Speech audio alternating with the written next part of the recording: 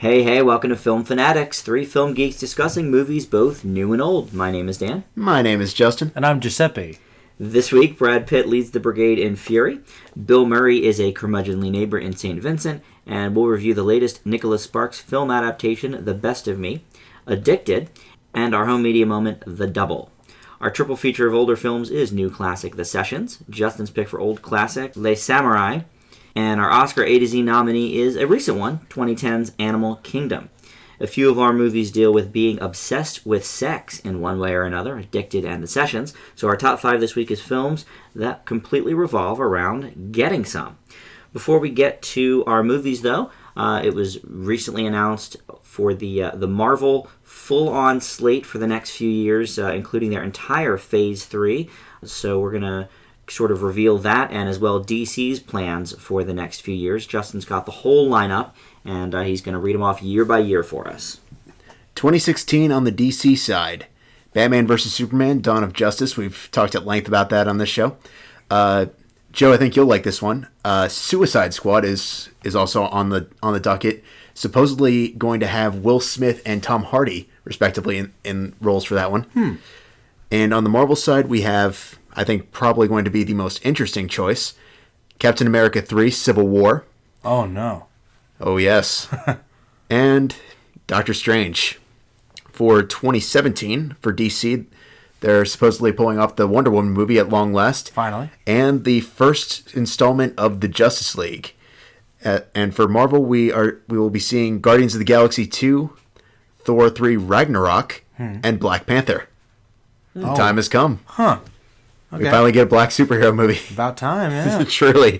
For 2018 on DC, we have The Flash. Okay. And Aquaman. Somebody apparently wanted it. It has to happen, I guess.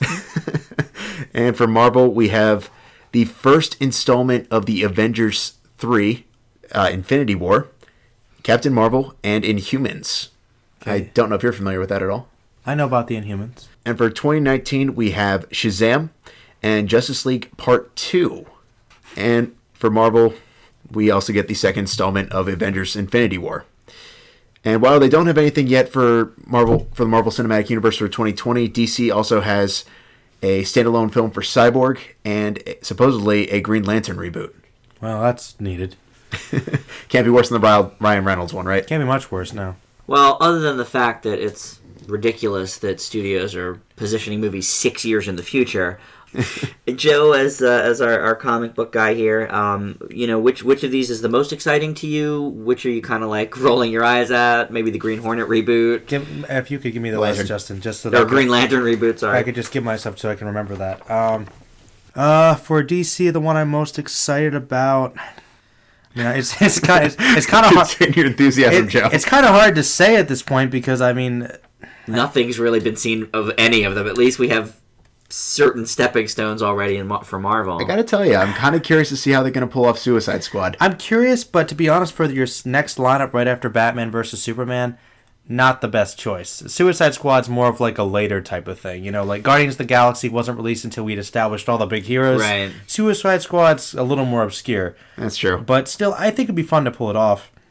I don't know. It'd be good to see Wonder Woman get a movie. Probably The Flash is like one of my favorite superheroes from that side. And ideally, if the Justice League movies are good, then yeah, I'd love to see those. But none of these I can't really say for sure. In terms of the Marvel stuff, probably Avengers 3, honestly. And Doctor Strange would be pretty awesome.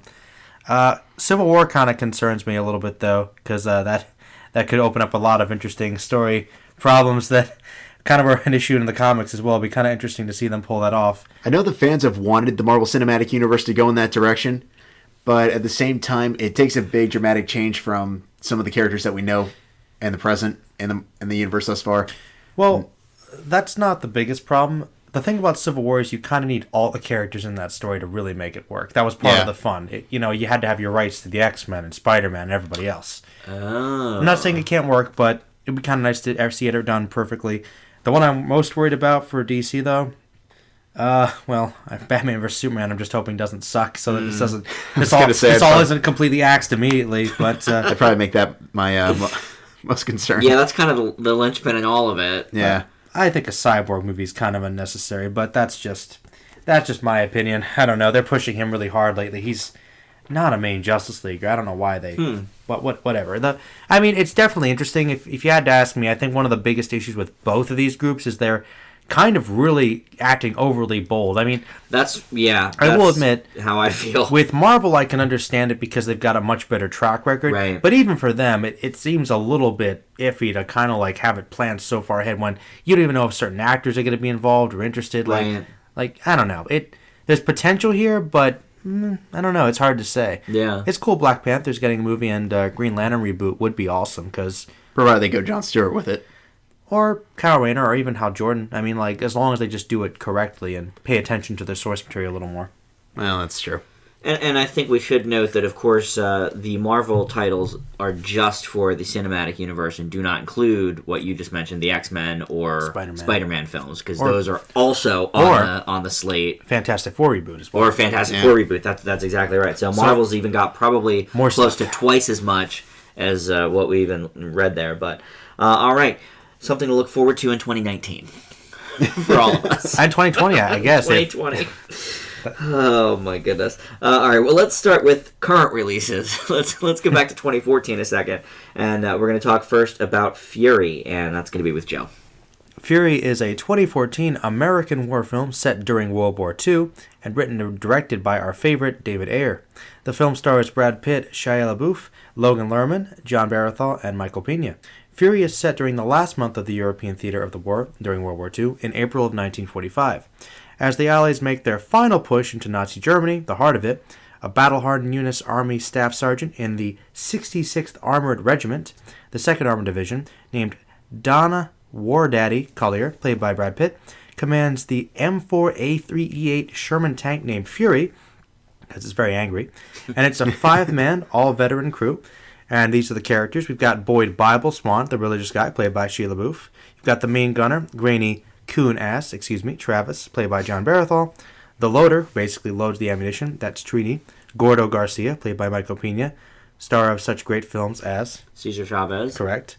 The tank's original assistant driver/bow gunner had been killed previously, so his replacement turns out to be the recently enlisted Army typist put into the battle, Norman Ellison, played by Logan Lerman, who is Dan's favorite person ever. Who, it transpired in this film, as it makes sense, has never seen the inside of a tank, and has really never experienced the ravages and horror of war. This movie does a good job establishing its characters as people without relying too much on over-expository backstory. They know the war world. There are some great atmospheric components here, with a hard metallic soundtrack and gritty sets and some close-cut shots to enhance the ominous and bloody nature of the conflict. The performances are all very solid as well, with each actor adding something unique, and none standing out too much to be distracting from any of the others. It's very good chemistry. Sadly, the movie doesn't really explore any of the grand ideas beyond the obvious retreaded ideas of every war movie ever, and it falls into some rather comical cliches, for instance turning the Nazis into almost faceless machines that are parodies of themselves. Damn you, died, Nazi bastard, etc. Still, the movie conveys a lot through these great performances and visuals, and I give it an A-. Justin, what'd you think of Fury? After all three of us failed Sabotage early this year, I was left wondering how decent is a filmmaker like David Ayer. Yes, we all thoroughly enjoyed End of Watch's bold writing and edgy action, but Sabotage completely and utterly missed the mark. So is Fury Ayer's redemption film? My opinion in a word? Yes. Fury combines all the viciousness of any World War II film, particularly Saving Private Ryan, and puts it in the claustrophobic confines of a tank. The characters aren't the most likable at times, but it's easy to see how they all contribute to survival and how shaken they have all become from the war. This allows the battles to feel contained and personal, showing how even the smallest detail can mean life or death on the battlefield. Although the finale's a bit over the top, I can't deny the fact that I was on the edge of my seat all the way until the credits rolled. Fury's not for the squeamish, but is a well-told and contained story with some strong performances, and I give it an A- as well. Well, as you guys know, I'm not nearly as big a fan of war movies as you. That's been established several times on this show. But honestly, Fury's got a good story, and as with any American-made WW2 film, you can't help but feel proud for the guys. But it also turns in some very good performances. Probably most surprising from Shia LaBeouf. Not that I haven't liked him in other movies, but he's just become such a person I love to hate in the real world that I was not sure how I'd feel about him here, and all is forgotten, when he utters his first line. He's just great in this. What I think I like the most about Fury, though, is how the audience gets to see all of it through Logan Lerman's wide eyes. We're in it just as he is as the newcomer. There is some downtime, though, most notably a 20-minute scene smack dab in the middle. I see that particular scene's overall worth, but it could have easily been trimmed to 5 minutes and not lost any of its impact.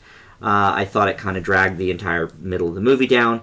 But Fury is fairly enjoyable. I give it a B. I really liked that scene. I thought it was very important. I think it speaks to the characters of the... A lot. Because you get to see them in a semi, real atmosphere. Yeah. But they can't quite adjust to it because they've been in war so long.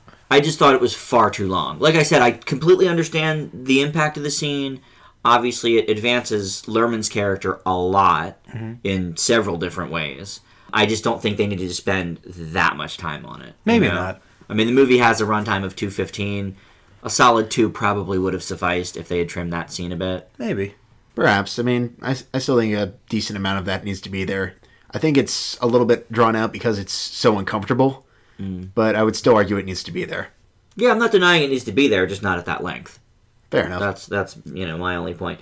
Joe, so you would say this was better than Lone Survivor? Yes. Okay, and Justin, about the same for you?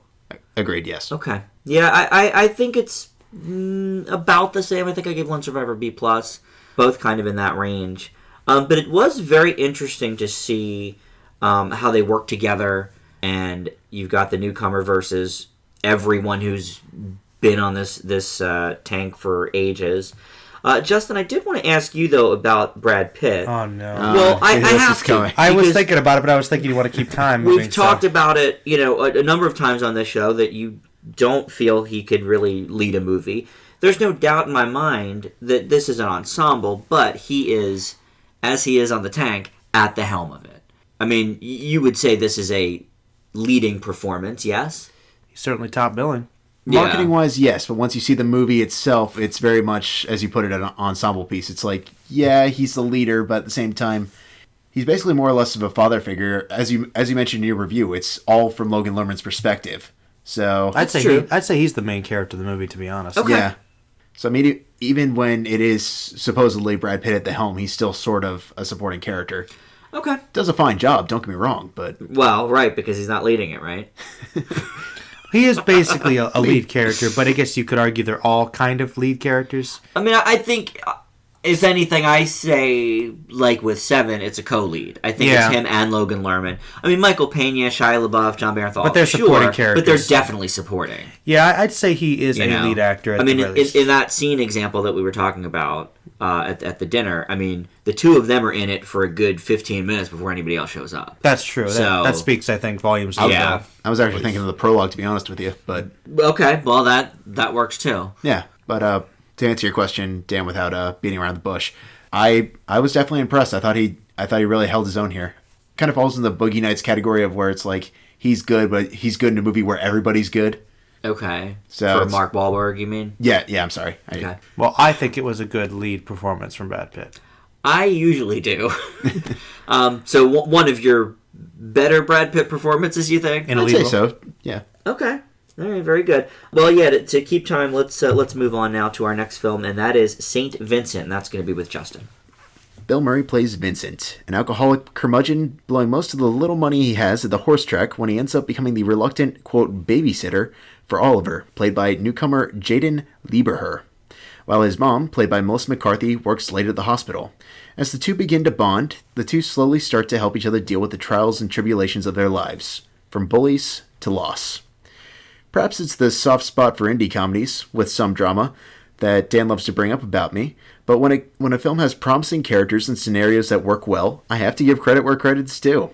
Admittedly, I'm embarrassed to say I'm not nearly as fluent in Murray's dramatic career as I'd like to be, but all his scenes with newcomer Lieberher are infectious and genuinely funny.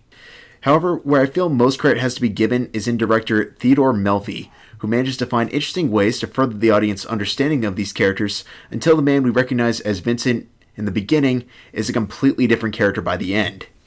Well, I do wish the third act weren't quite as predictable, and more time was devoted to some of the more fun side characters, such as Chris O'Dowd as the very witty teacher Oliver has, and less on the one subplot that they do, such as Naomi Watts playing Vincent's prostitute who may or may not be carrying his baby. But St. Vincent's a film I can easily recommend, and I give it a B+. Yeah, I mean, this is not only an actor showcase, with Murray giving an outstanding performance even above his usual, McCarthy finally showing us on the big screen more of what TV viewers already know she's capable of, and a true breakout performance from Lieberher. But none of it would mean anything if there wasn't also a great story and script behind it, and there most definitely is here. St. Vincent is moving, heartbreaking, and also very funny. It takes a premise that we've seen enough times to be weary of it, and actually does some new things. I'm not sure how I feel about the Naomi Watts character. I'm with you there, Justin. Her whole plot line, it was okay. Did we need to spend as much time on it? I'm not sure. So I do have to knock it down a point for that. And also, Terrence Howard is nothing but unwelcome anymore in just about anything, but he has a very small role. But first-time director Melfi should be very proud of what he's made here. I also give St. Vincent a B+. Joe? I'm pretty much on board, though. I certainly felt that it was a little more of a retread, perhaps, than you guys may have. And yeah, I mean, like I said, it doesn't necessarily cover... I mean, this story has been new basic ground. Done to death, I right. think, in terms of this. Really, I just kind of wish it had delved a little further into these characters to add a little more depth to them. I mean, it did do enough with the performances and the basic reveal, which was good, but there definitely could have been more. And I think it was a good Murray performance as well. I think the strongest scenes are with him, with the newcomer. Oh, yeah. For sure. But I did feel the script was extremely predictable. Even with the, tear-jerking scenes, I didn't think that overall the film was quite the same level of expectation for success. But overall, though, I'd say it was a good time, told a pretty good story. I'd leave it with a B. Okay, fair enough. It is interesting that pre-Bill Murray, this is one of these scripts that sort of floated around Hollywood for a couple of years, and at one point Jack Nicholson was attached to star in it. And I just feel like... It would be an entirely different movie. Well, not only would it be an entirely different movie, I don't think it would have been nearly as good. Jack Nicholson has done that type of character 1,000 times. 1,000 times. And Bill Murray, he's done a lot of dramatic characters, but all of them are fairly different. And he has yet to do the grandfather figure type, the curmudgeon turnaround type yet. Well, but he has always played kind of the jerk that gets, the softer side. That's pretty much a staple of his stuff. It is, but we haven't quite seen it in this type of venue. At least I haven't. I admit, like Justin, I haven't quite seen all of his, dramatic roles. Even his comedic roles, like Scrooged. Yeah, that's true. So pretty similar. He does do that, and Groundhog Day certainly is another fine example of that. So you're right. It's not like it's completely new territory. No, that's true. Better or worse, do you think, though, with Nicholson? You mean in terms of how much it's been done? No, just how you think it would have affected the movie. It would not be as good because Nicholson's done it so much. Okay. But then again, I mean, one of her movies is as good as it gets, so, so he can do it very well. That is which is probably the peak, right? Well, in terms of a story like this, we've got that curmudgeon-y, mean guy that slowly gets turned into a better person the more he relates with the characters. That's kind of like the template, Like right. That is true. That's what St. Vincent's trying to Definitely be. Definitely up there. It's a little too sentimental and cheesy at points. I think. Okay. Not saying it's bad, but I think that kind of weighs it down a bit from actually getting into the depths. Right. Like I feel like the movie could have been a little better. Maybe some of the subplots could have been cut out. Like, yeah, how did you feel about the Naomi Watts character? I didn't really mind her that much, but I didn't feel she was really necessary. I thought she was more of a quirk, and I also thought we got enough with the gambling as well. I feel like there were a couple sheltered script ideas that were kind of bouncing around, like Terrence Howard. There was this whole unexplored, like he owes money to gangsters. That's like 2 scenes, and right. and literally they disappear. Like, oh, we think he's dead. We'll just walk away. Right. Because that's how it works. And you're going to tell me the rest of this movie, they're never going to check and see where's our money? Right. So, I mean, there are some things that either shouldn't have been there or would have been wrapped up better. A bit distracting, I think. Yeah, I agree. Maybe mention that part briefly and not have it be a name actor. Just throw anybody in there, half a scene, and then be done with it. Yeah. Or, go a little bit further into the exploration. I hate it when movies do that. It's actually one of the issues I have with God's Pocket. There were a lot of different storylines that just didn't get explored like that. And there weren't as many in St. Vincent, but there were a couple. That was a good example right there. Right. Either go somewhere with this storyline or just take it out completely. Like, we already get that he's got addictive problems and gambling problems. Right. You don't need to have, like, the whole I owe money to the gangster on top of it. We get it. He's in trouble. This isn't like is this going to be a thriller? Oh, it seems like it's going to be. No, it's just going to go back to whatever it was doing before. Right. And Justin, I hate to harp on you, but you do have a growing list of actors you don't care for. Melissa McCarthy showing you something a little bit different maybe in this? Yeah, I would say so. Pretty good in this one, right? I mean, it's a smaller role than, say, Bridesmaids or something of that caliber, but... It's about the same as Bridesmaids. She's certainly not the star of Bridesmaids. She's pretty but important. She's still pretty integral to the story is where I'm getting. I would say she's integral to this story. She's the like mother and probably divorcing. The third most important character, probably. Yeah. That's fair. I mean, I think Tammy or Identity Thief is probably a better comparison of somewhere where she has more to do. Bridesmaids and this are fairly similar in terms of screen time, I think. Well, you've seen Bridesmaids more than I have, so I'll let you have that one. But honestly, yeah, I was impressed. I think she's really showing some dramatic potential, and I'm pleasantly surprised. Good. I'm glad to hear that. As we know, I have seen her do many, many different things, and in my Tammy review, I said how unfortunate it was that she's sort of limiting herself. Yeah, because I thought she was very good in this. Yeah, the kid is really, really good, and he's actually doing another Bill Murray movie, I believe, for 2016 with Tim Burton. Are they going to be the next duo? They might be. They might be. He apparently was already attached to the movie. Bill Murray got the script and said, "Hey, kid, should I do this Tim Burton movie?" And he said, "Yeah." So I guess they, Hey, once again, people like to work with Bill Murray. I guess so. They really do. It's the rumors about him being kind of a jerk. Can't be that bad. Yeah, apparently he's very loving on the set anyway. All right. Well, up next is The Best of Me. And this is the latest Nicholas Sparks adaptation. It follows the same two people 21 years apart. Dawson and Amanda, played in 1992 by Luke Bracey and Liana Liberato. They're a young couple in love. She's a sweet rich girl, and he's from the wrong side of the tracks. James Marsden and Michelle Monaghan are the decades older version of the couple long after they broke up and went their separate ways. They come together in the present day when Tuck, an old friend played by Gerald McRaney that had helped the two of them throughout their lives, passes away. The story goes back and forth between the present day and their younger years. This is a very standard Sparks film. It's a romantic drama that has a lot of melodrama. The couple fights a lot, the acting is okay. It knows what its audience is, though, and plays to them with full force. Bracey puts on his best Heath Ledger circa 10 Things I Hate About You bit. Marsden and Monaghan are good as you'd expect and keep it from being too corny. But the biggest problem with The Best of Me is that by far the most interesting character isn't in the relationship at all. It's McRaney's Tuck. Fans of Sparks films will likely enjoy this, and he certainly has worse films in his canon, but not too many. I give The Best of Me a C-. Justin? And Joe, you did not get to see this one, right? No. Okay. Time was limited, and we said, you know what? I think you can probably skip The Best of Me. The way it works I wasn't now, wrong. If there's a movie or two for me to skip for the week, you guys just point me away from it. Right. Sounds good to me. That's fine, man. Nicholas Sparks has truly mastered the art of formulaic storytelling, sometimes in good ways, such as The Notebook, and others that continue to make my eyes bleed. Dear John. The Best of Me is no exception to the rule. Although it's filled to the brim with soapy sap and a certain term for overly pretty scenery that we're not allowed to say on the show. But what keeps us from heading into Dear John territory is easily Marsden and Monaghan.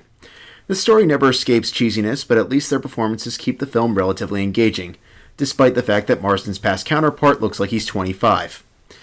Then comes the inevitable third act, the seemingly endless source of over-the-top ridiculousness only available in nearly every Sparks adaptation. I won't reveal what happens, though like all of them, somebody dies. It's not exactly a spoiler at this point. But it seems completely thrown in at the last second with minimal rhyme or reason. It doesn't quite bring it into D or F territory, but it does bring it down to a C-. Yeah, I have to say, I mean, I was actually about like C+ range on this, like pretty much most of the Sparks movies, and then that last like 15 minutes. It was just like, I can't, it's so tacky. I can't take this. Like, it's just so stupid. It's infuriating. You know, they do this a lot in Tyler Perry movies too, Joe, where it's like, you're like, all right, this is okay. You know, they're getting into some maybe sad territory, and then instead of being sad, you end up being like infuriated about it. Wow. And it sort of like loses all of its luster. Justin, don't you think? Exactly. Just it seems to have this contained storyline, at least by Sparks standards. We all know what to expect at this point. Yeah. And then he's like, okay, how can I throw in some gigantic wrench that I hope will create tension, but instead just looks ridiculous? Mm-hmm. Yeah, it made me really mad. Sounds like you guys went pretty easy on it. I mean, Rotten Tomatoes is like more in the 10% range. Well, I would say most Sparks movies are. The lowest I've ever given a Sparks movie is Dear John, and that's a D+. I'm a little more lenient on Sparks movies than I think Justin typically is. That's probably a fair statement. Because maybe it hits me a little more. I mean, I admit that there were a couple times in this that I started to well up a little bit. I didn't cry, but there were some emotional impact scenes. It just seems like, from what I understand, didn't get a very positive reception at all. No, so it's you're not wrong on that. I just was surprised you guys gave it a fairly average grade. Well, I mean, Dan's actually spot on with the fact that the actor who plays Tuck, I'm sorry, Gerald McRaney does do a very good job as Tuck.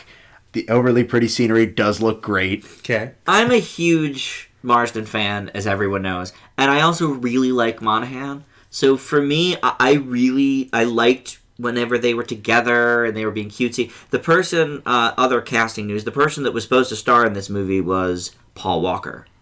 Oh, that would have been like a D. You know, that would have been weird. And it would have been, for me as well, I think it would have brought it down. I can't really picture him doing dramatic. I mean, James Marsden has done pretty much every kind of movie there is at this point, but he has done not only romance movies, he's done The Notebook, the ultimate Sparks movie. Yeah. So at least he's in the wheelhouse there. Paul Walker, I just don't know what that would have been. Does he get the girl in this one, though, at least? At least sort of? Well... At some point, because he seems to have a almost.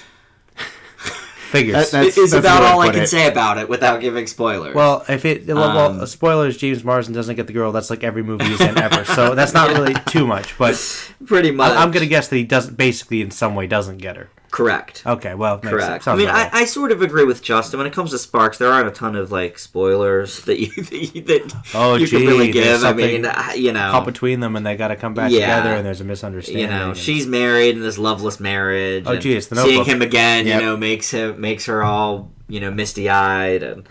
But I don't know. It's not the worst that we've seen from Sparks, and like I said, it rang emotionally for me a little bit. So I couldn't give it too low of a grade. Okay.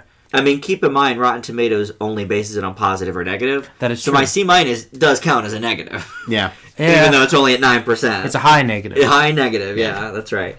All right, well, up next, we have Addicted. And that is going to be with Joe. All right. Addicted is an erotic thriller directed by Billy Woodruff. The film is based on the best-selling novel of the same name by Zane. That should tell you everything you need to know right there.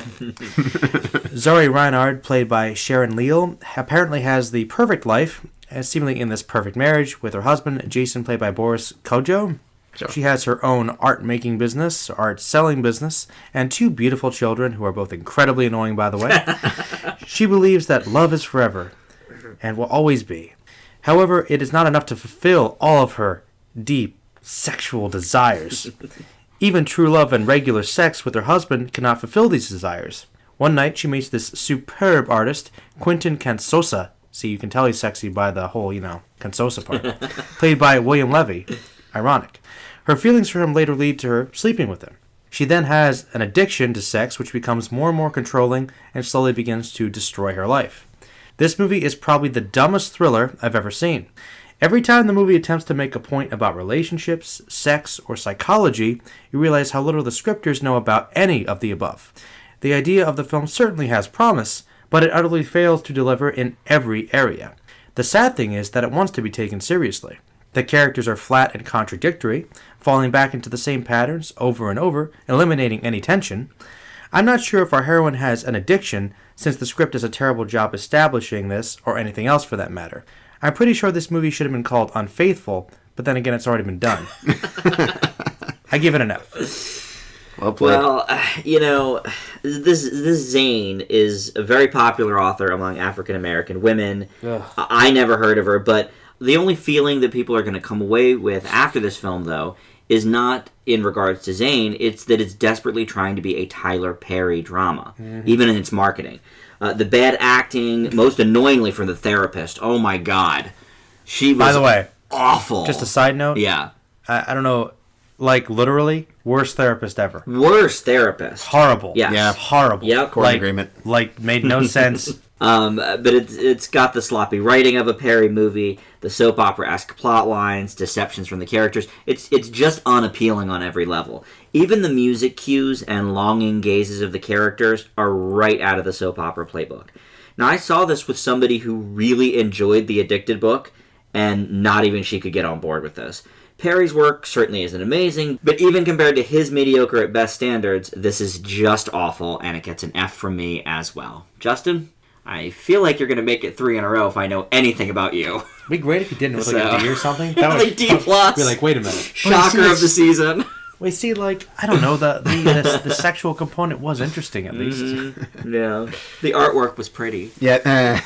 Although it wasn't. He was an awful artist. I know art's subjective, but... No, anyway. his stuff was ugly. His stuff Yeah. wasn't that great. Yeah. All right, carry on, Justin. After Tyler Perry's Temptation Confessions of a Marriage Counselor made my #1 worst of 2013 list last year, I secretly hoped that there would be something redeemable about Addicted that would at least be a minor improvement. Although I'm not entirely sure if I can call it worse than that piece of garbage, I find myself in awe that this film not only was based on a best-selling novel, but that somehow people were actually looking forward to this. Looking into the history of LaFern Roberts, or Zane, after this adaptation I can't really fault her for creating a pen name, the fact that most of her erotic novels were written after her kids went to bed is glaringly obvious. It plays out like a bad romance novel, the characters are about as one-dimensional as a bad romance novel, and ultimately just feels like a half-baked attempt to try and appeal with eroticism. Joe and I called it porn the movie while we watched it. Basically. As a whole, nothing feels authentic, the whole sex addiction component is completely ridiculous, and the acting is nearly begging for Razzies for the entire cast. To take a loving page from my co-host Dan, Addicted is like having bad sex. It's irritating, unsatisfying, and I could not wait for it to be over, and I will happily say it's 3 in a row, and it's an F. I do say that. I don't know what the Razzies are going to do this year. There are so many terrible movies. We were actually looking at the movie as it was ending there. We were actually looking through the credits. Mm-hmm. We saw that there were some issues with the focus on the budget for the film. Like literally most of the movie, what was it, Justin, went towards? It was the drivers, Yeah. the lighting, I think the caterers. I was The gonna say, I lighting think was the cast is- horrible. Like literally, it was like there was literally just everything was spread out, and they had about 4 or 5 areas where there were like 9 people in a particular area. Wow. Like, it was like one was literally just the drivers. Yeah. That just tells you that a significant amount of this movie's budget went towards the drivers for the cast and the crew, I'm guessing. Not on the script. And I'm just thinking, you could have put this money towards something else. Yeah. Maybe like At minimum, better actors. maybe like at least one. I don't just.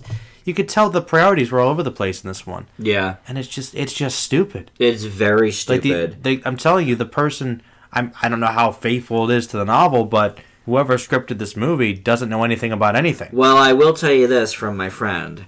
The Sparks-ish type of ending that we saw in this movie Oh, Jesus. is not what happens in the book. Well, that was So- one of the worst parts. Of course Oh, it is. gee, happy ending. What? Nope. Are you kidding me? Nope. It can't happen. She's going to walk out the middle of the street and...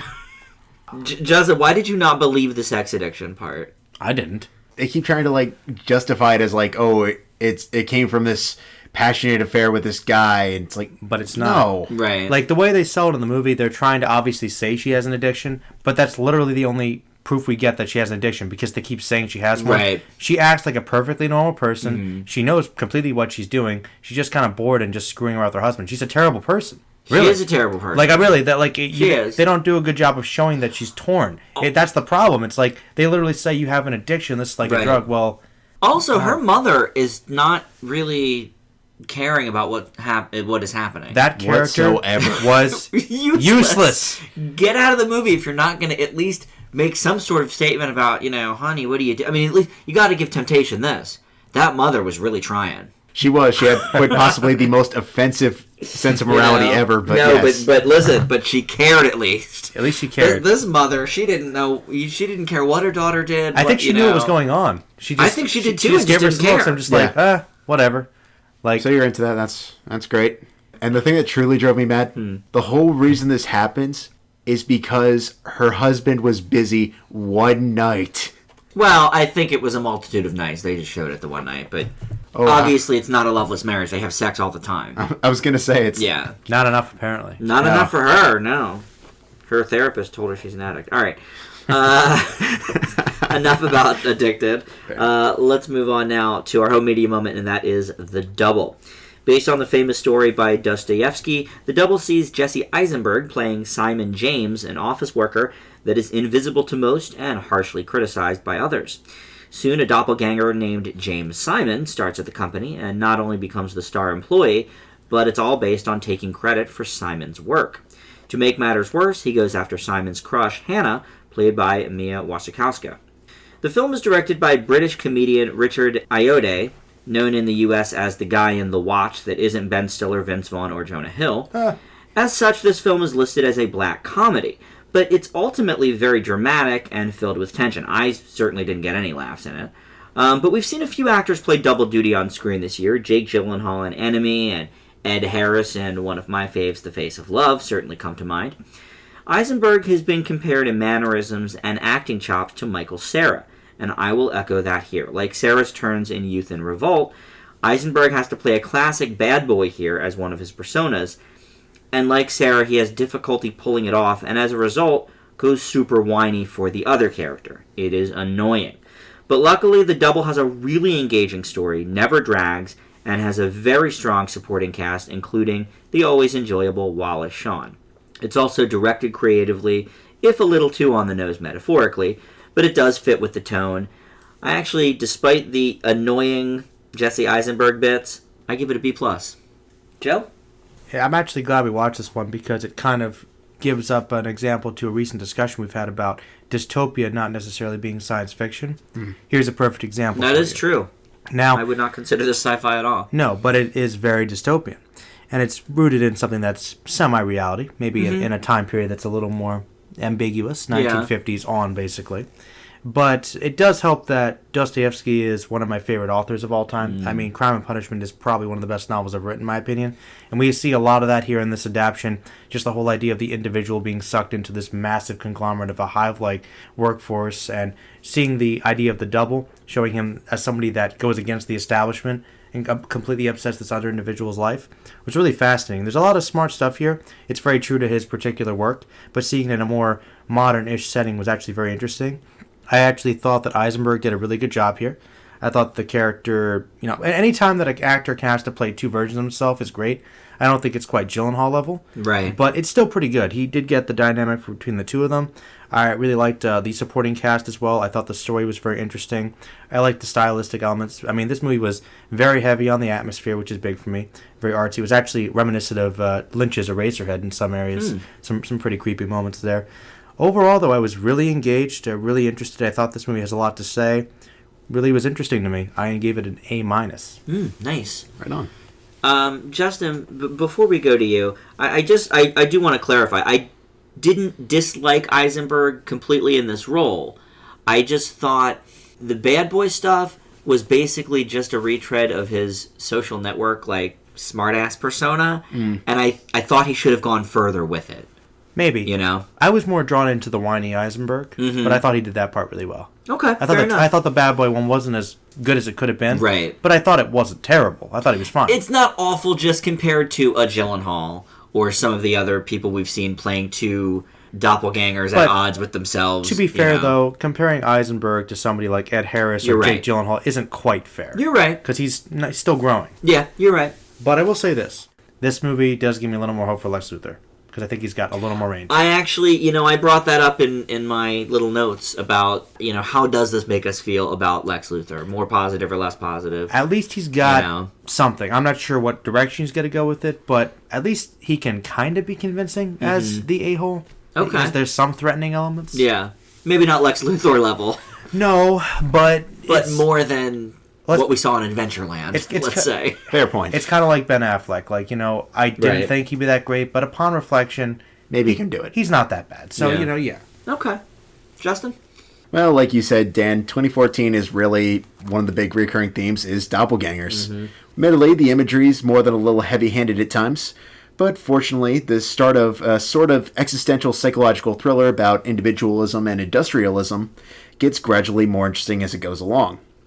I'm with you completely, Joe. Eisenberg truly shows off his versatility playing polar opposites, with the only real squeaky wheel, at least in my opinion, in the cast, Wasikowska, who has just never seemed to impress me.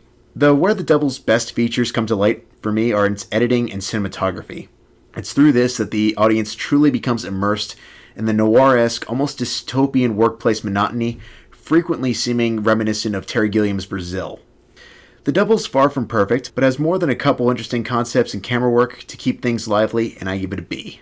You mentioned Gilliam, and I don't think I've seen more than maybe one of his movies, but, like the director of this, he comes from a comedy background, with Monty Python, and this guy is a British comedy star. He was in this big TV show there. Right. So I find it interesting that these guys who are so versed at comedy have such a unique dramatic perspective that maybe we wouldn't see if it was a typically dramatic director doing it. Well, I mean, it speaks a lot to just the idea of comedy as a whole. I mean, even though basic purpose of comedy is to make us laugh, it's still a performance, and they're trying to figure out how to reach their audience the best way humanly possible. I think that in a lot of ways that can also work very well for drama as well. I mean, we all know Jon Stewart from The Daily Show, which is generally more comedy spin on news, and yet he has Rosewater coming out. I can't wait to see Rosewater, I know. Honestly, it doesn't surprise me. Brazil, much like The Double, is also sort of dark comedy. I would argue much more serious, very, very dark, particularly with the ending. But definitely speaks a lot to just, I would argue, not necessarily so much black comedy as much as more or less social satire.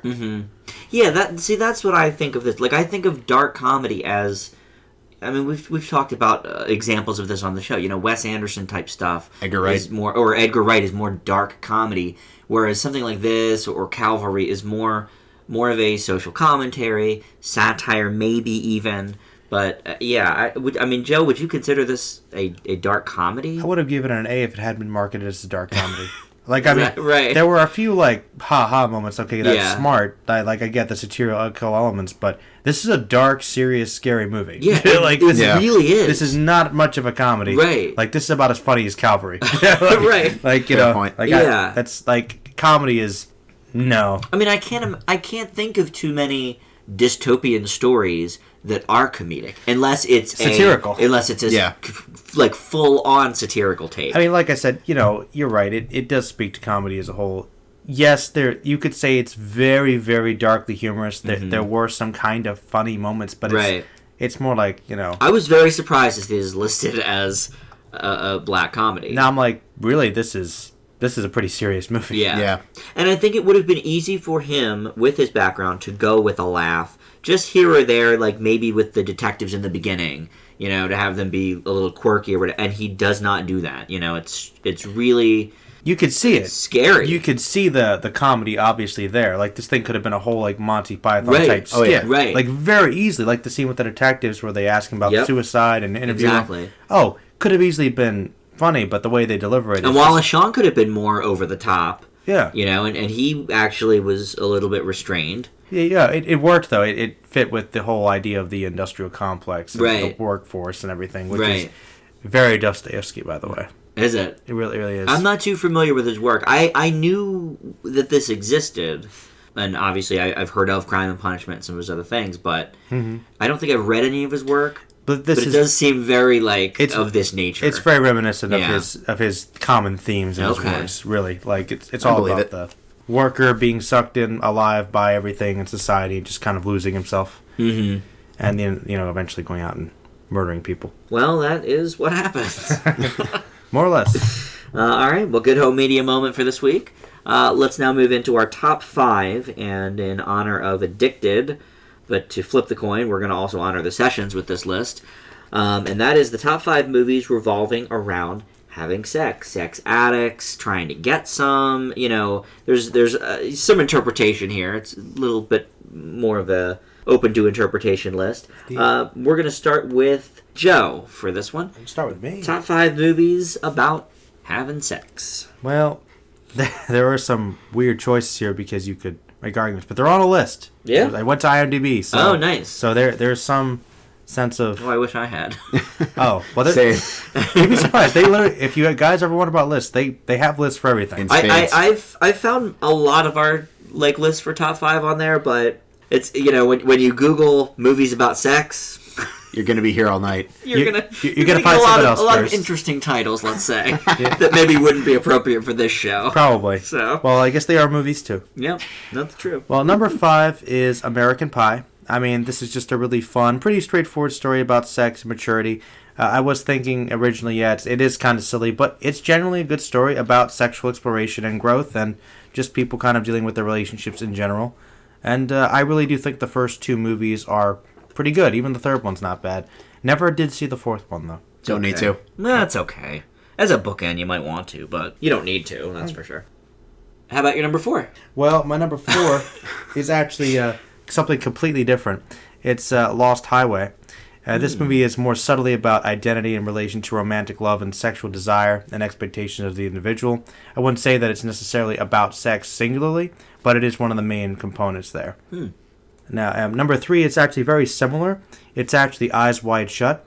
This is really about mistrust in marriage and how sex and sexual desire can be all-consuming and showing the twisted underbelly of sex. Very good movie. Definitely a lot of different opinions about it, but if there's a movie about sexuality that's out there, I don't know if you've seen it, Dan, have you? I have not, actually. Yeah, it's good to check out. Some good later Kubrick. And number 2, shouldn't surprise you guys, it's The Graduate. I mean, you can't get much more classic than this one. It's also about sexual development and growth, not just in relation to sex itself, but romance and just personal exploration and deciding what you're going to do with your life and how it's all kind of tied in there. It's a really big part, but the theme is basically sexual identity with my list, I guess. Okay. I would say the theme for mine is let's get it on. That's fine. That's fine. I don't have a whole lot of movies on my list that involve romances. Really? Not really. More about the hookup, I guess. Nice. My number 5 is a movie that Justin and I reviewed last year for the show, and that's Thanks for Sharing. This is a movie revolving around sexual addiction. It takes place sort of after the fact, when a lot of the people, Mark Ruffalo's character included, are sort of on a journey to get themselves away from sex and delve into more romantic relationships. But it certainly deals with sexual addiction. Number 4 is Shame. That's one that we talked about on the show. I'm not sure if it was this year or last, but for the new classic. It's not as great as I thought it was originally, but there's no denying that Michael Fassbender is fantastic in the role, plays a great sex addict, and very, very raw, very, very revealing, and probably the movie that I would say most gets it right about sexual addiction. My number 3 is Easy A, a movie about getting sex, but not really, because they only kind of tell people that they're having sex. Just a very funny movie. Emma Stone's great in it, very adorable. So even though it's not really about sex, it is. And my number 2 is American Pie. Joe, I'm with you. I think this movie goes a lot deeper than the, hey, the guy does it with a pie bit. It's really more than about just that, Dan. It is. It very much is. It goes far beyond the pie. Really, pretty much every character in this movie is looking to get laid. It's one of their cornerstones, and some of them do find love with that along the way, but they want to leave high school without being virgins. Justin? Okay, to kick mine off, Lars von Trier's Nymphomaniac. I knew that was coming. There's a lot of stuff to say about this. I thought it was a really interesting idea, not only in terms of sex addiction, but also that this sort of sex addiction doesn't have anything to do with love, and he hits it home so well with his cast. Admittedly, I like Volume 1 over 2, but very good performances, even though it does have its issues, but that's a story for another day. Number 4 is American Pie. I think you all have said it very well. Great characters, very funny scenarios. Adds in some clever romance here and there, and just an overall one of the better movies of the, I believe it was 90s? Late 90s. Yeah, 99. Yep, 99. Yep. Thank you. Number 3, I think you'll like, Joe, and that is Eyes Wide Shut. People are very divisive about this movie because it was Kubrick's last, and there's a lot of argumentation about whether or not it's the version he wanted to put out there because he wasn't exactly done with it. But I thought this was a very well shot, very well acted movie, particularly on Cruise's side.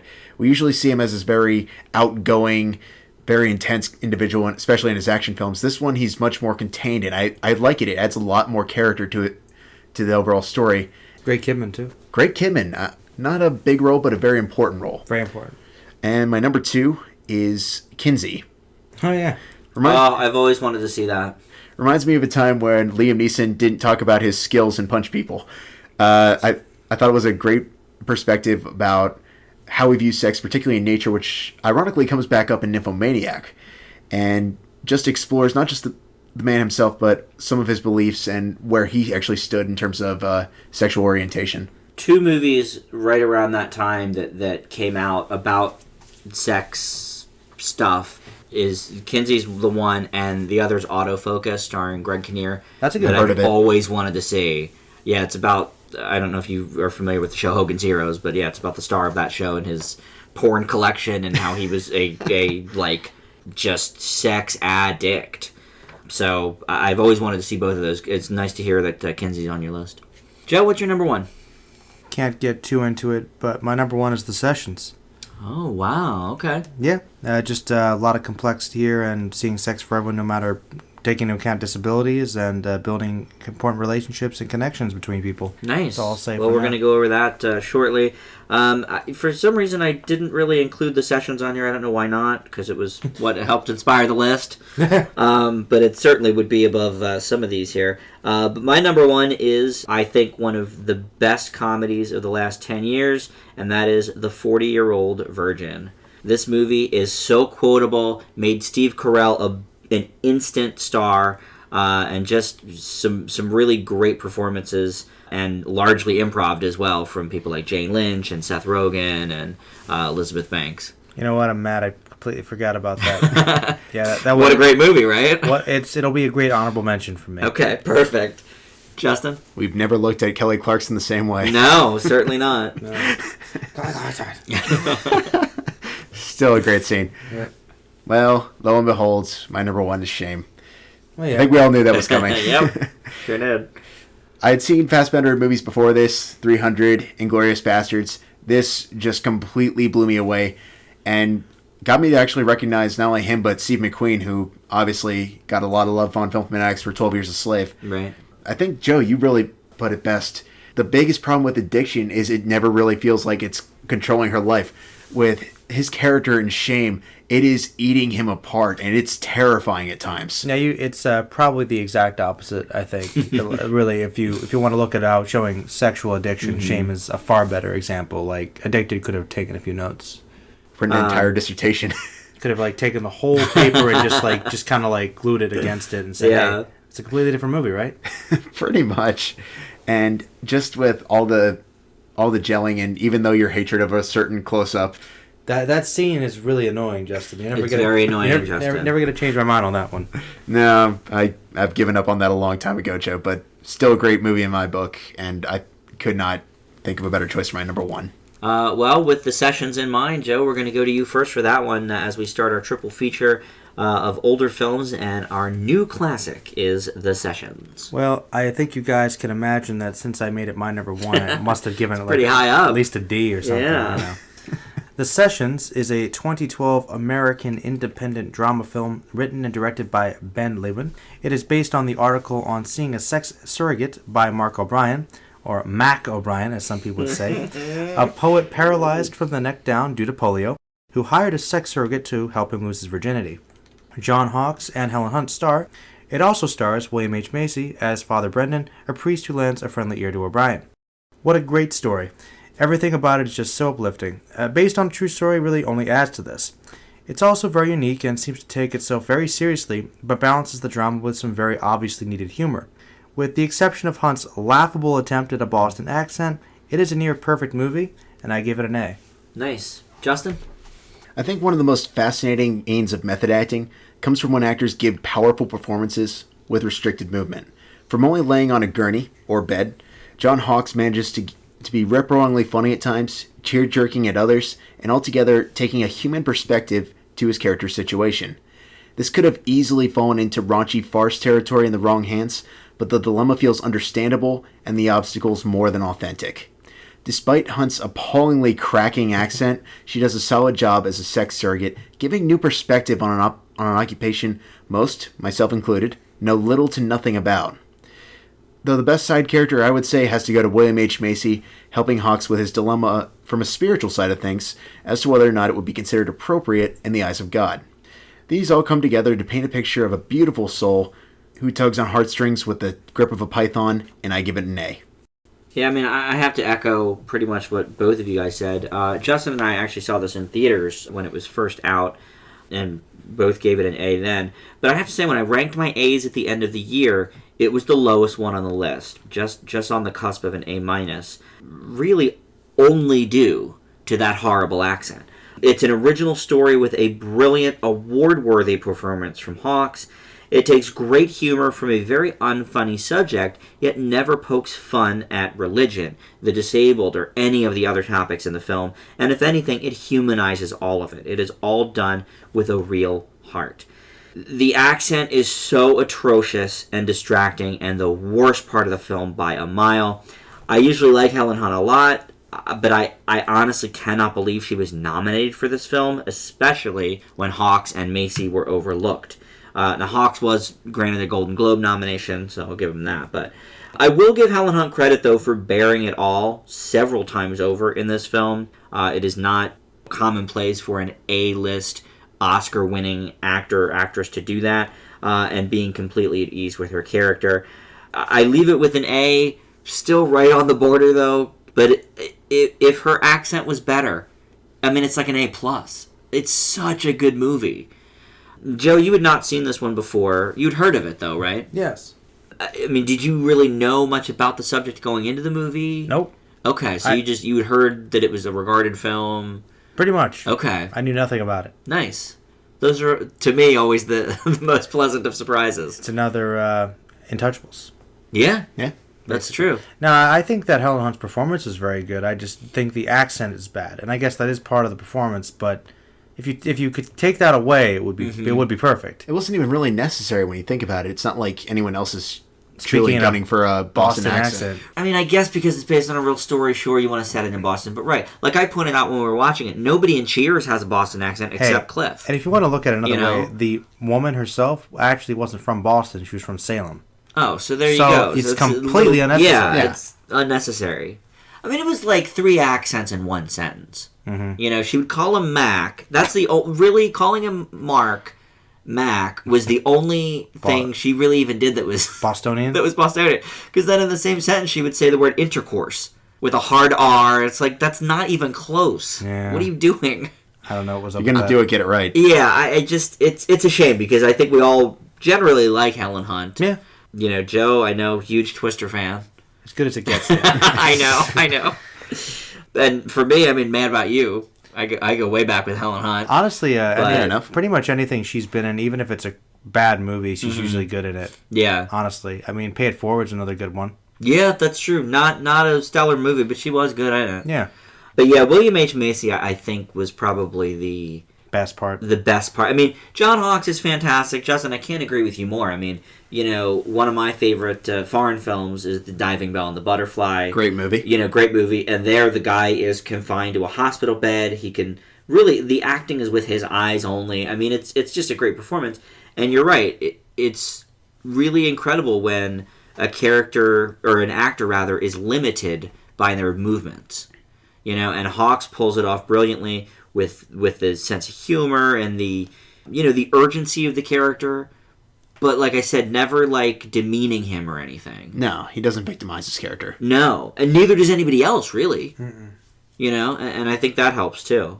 Up next is our old classic, and we are done Halloween Horror Month, so we have just a regular movie for us to enjoy, and that was Les Samourai, and that is Justin's pick. Jeff Costello, played by Alain Delon, lives a quiet life, working as a hitman for anyone willing to pay him until he gets identified by a number of witnesses at a nightclub. Although Jeff has an alibi, the police remain in constant pursuit in an attempt to back him into a corner and expose him. For any of our listeners, and my co-host for that matter, who can remember back to episode 24 of season 2, you may note I brought up Jean Collet-Serra as my number 4 choice. Sadly, he is not French. He is Spanish. No. And although that largely could have gone unnoticed, that was something I have been meaning to address on the show, and for that, I am sorry. Listen, to be fair, we could do an entire podcast of corrections. I mean, in editing the show in post, I usually, if something doesn't sound right, I'll usually take it out. Yeah. But sometimes I don't know.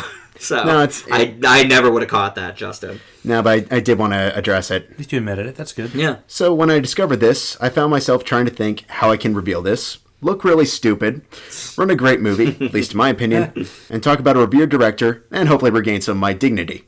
My answer, Jean-Pierre Melville's Les Samourai, which combines French and American filmmaking seamlessly.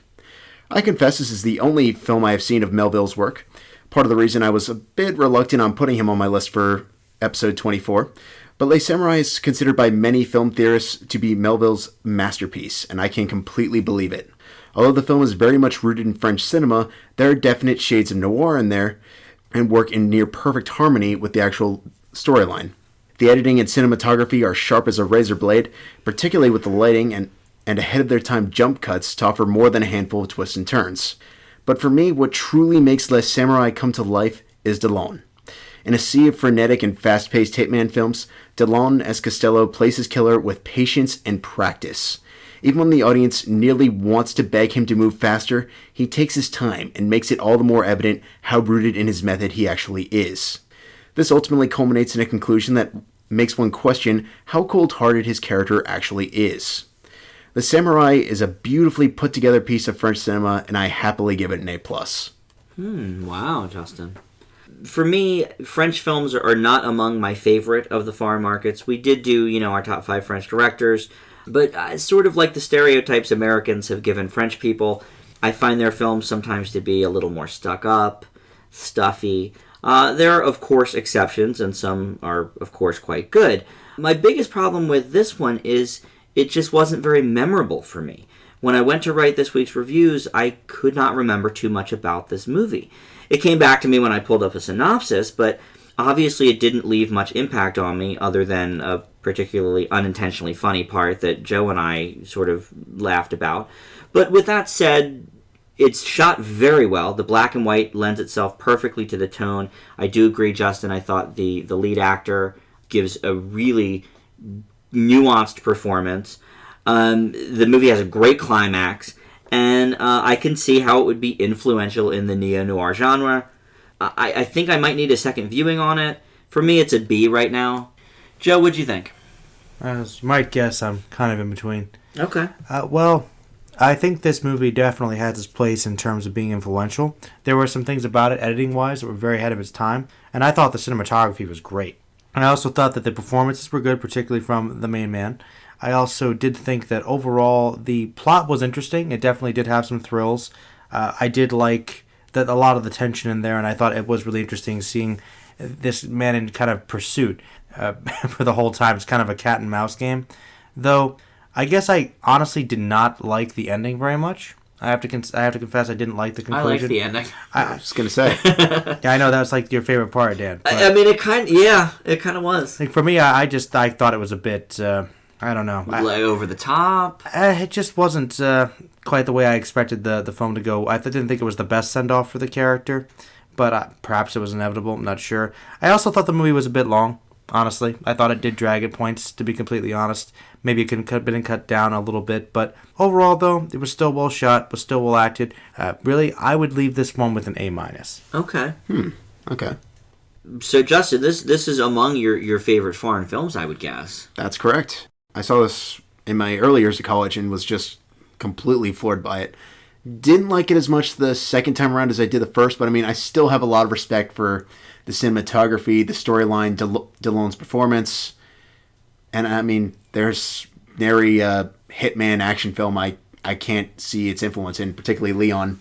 Yeah, I was actually going to say, though, I can definitely see the influence in a lot of classic Hitman movies, but, if I had to compare, I still like The Professional and Ghost Dog more, to be completely honest. Well, Ghost Dog's is a story in and of itself, but... Well, it's also heavily influenced by the Samourai. It is. I'm not denying that, just... It's a little more of a urban... I'm not familiar with Ghost Dog. I know Ghost Dad, Bill Cosby. You like Forrest Whitaker, right? Right? Of course. Hitman Samurai kind of thing. Oh, okay. It's an interesting movie. I have a bit of a love-hate relationship with it. It's understandable. It's pretty strange, but really it's obviously heavily influenced by this one. Okay. Justin, was this recommended to you by a professor, or...? No, it wasn't. I think the main reason I originally stumbled upon it was I obviously have my copy of the 1001 Movies You Must See Before You Die. It was on there. I found it on Hulu back when I was trying to crack down on a lot of the movies that were on that list, and just made a day of it. Fair enough. Yeah, it was one I had never heard of, actually. Joe, were you familiar with it at all? Only because it's on Roger Ebert's list of great movies. Oh, wow. The list you peruse daily. Yep, when I'm bored. Yeah. Nothing wrong with that, for sure. No, so I actually had read up a little bit about it before I saw it, and I was interested. Cool. Justin, I have to say, I mean, it bummed me out that I couldn't remember much about it. And then, when I put up the synopsis, I was like, oh, yeah, I love the ending of that, and this and that and the other thing. But just in trying to come up with things to say about it, I was thinking I might need to watch this movie again. I can definitely see at a later point, just to sort of get more focus on it. I confess I don't remember everything. There was a lot going on. Mm-hmm. It's one of those you kind of got to reflect on, I think, as well. Well, and it may be a little long, too. That may have been part of the problem. Maybe it dragged a little bit for me. I don't know. I honestly think so. Yeah. All right, well, let's move into our final movie of the show, and that is our Oscar A to Z. We took a slight break from this last week for our Halloween show, but that is back this week with Animal Kingdom, and this was nominated for Supporting Actress, Jackie Weaver. And this is a 2010 Australian crime drama revolving around the Cody family in Melbourne.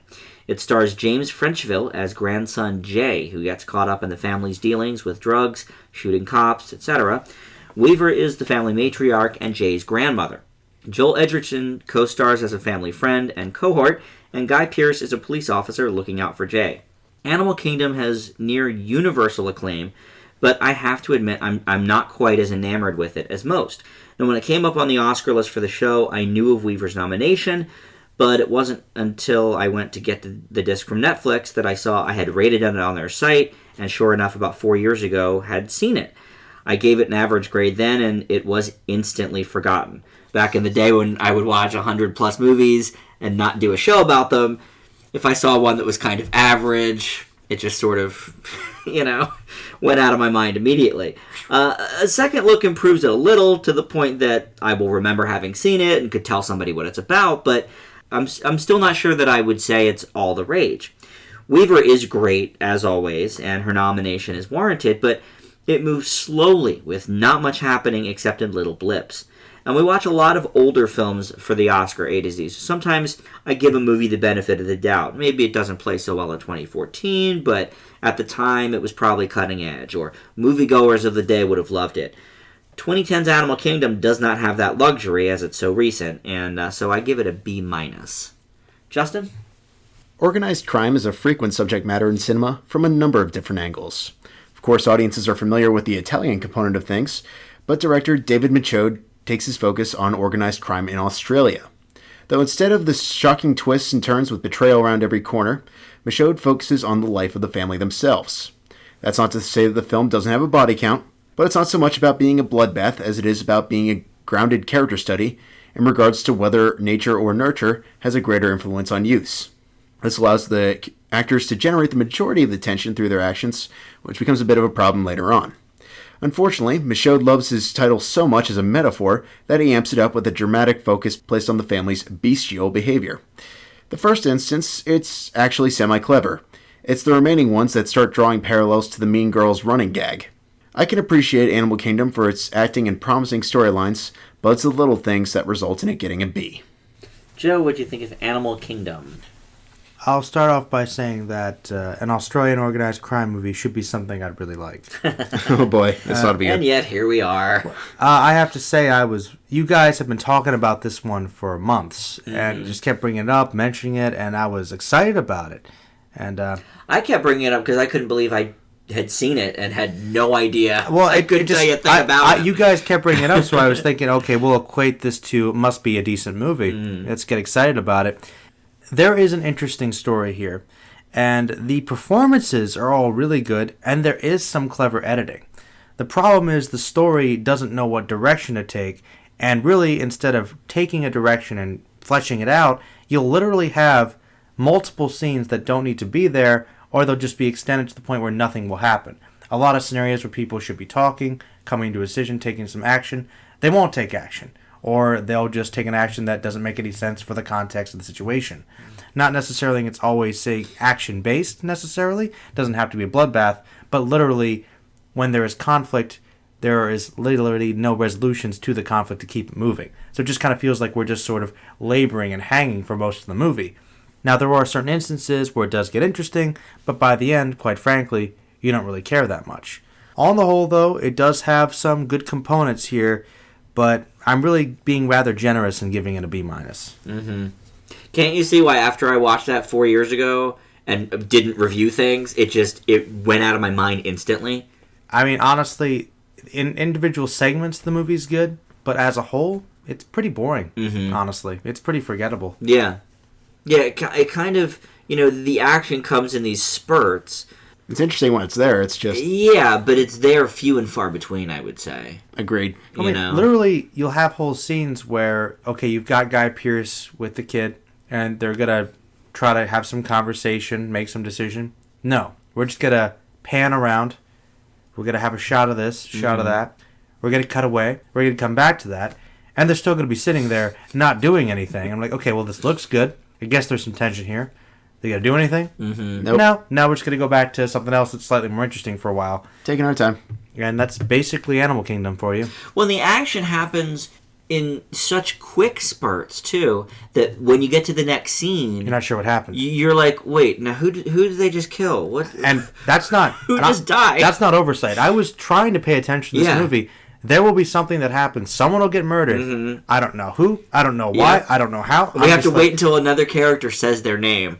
Oh, we sure miss so-and-so. Like, I was really interested in these characters. Don't get me wrong. But it's pretty bad when I thought one of the characters was alive for 2 acts and then realized he was dead by the 3rd act. And I'm like...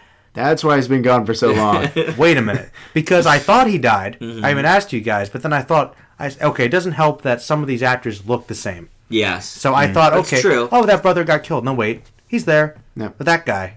No, he's not. That guy's friend or the gang member? Wait, or the cop. Oh, it was his buddy. And we definitely had to turn the captioning on because the accents are super thick. Now, I do think that's one of the strong points of the movie. One reason I gave it a B- is I think that it was going for some really gritty realism. Like trying to show that it's not all over-the-top gunplay and cloak and dagger stuff. Sometimes just people that have issues and they're just dealing with it. But unfortunately, that doesn't always make for great cinema, right? Especially when you keep laboring the point. Yeah. And really, if this movie had moved a little quicker, or at least made things more definitive, certain plot points, right? Yeah, I think it would have strengthened it a lot more. You can be a character study, but you can still tell an interesting story as well. Yes, this movie just was a character study, just kind of floating around. Yeah. In a story that was really muddled, to be honest. Yeah, agreed. All right, well, that is going to do it for the show this week. Next week, another couple of movies to play catch-up on, John Wick and Ouija, plus a couple of newer releases as well. So join us for that. And starting next week, our top fives are going to take a little bit of a turn. We're going to start with our top 5 of various genres from the last 5 years. We're approaching the first half of this decade being over, so we're going to take a look at our favorites in certain genres, and that's going to start next week. So do join us for that, and as always, you can catch us on the Facebook group, which is Film Fanatics with an exclamation point. We have a Twitter feed at Film Fanatics Pod, and as well, you can, of course, subscribe to our channel. We also want to thank one of our regular listeners for sending us and actually making some artwork for our page, and that is King of Kilps. So we thank you for listening, and thank you for the beautiful artwork that everyone can see now on our homepage. So that is it for this week. We'll see you back here next week. Bye!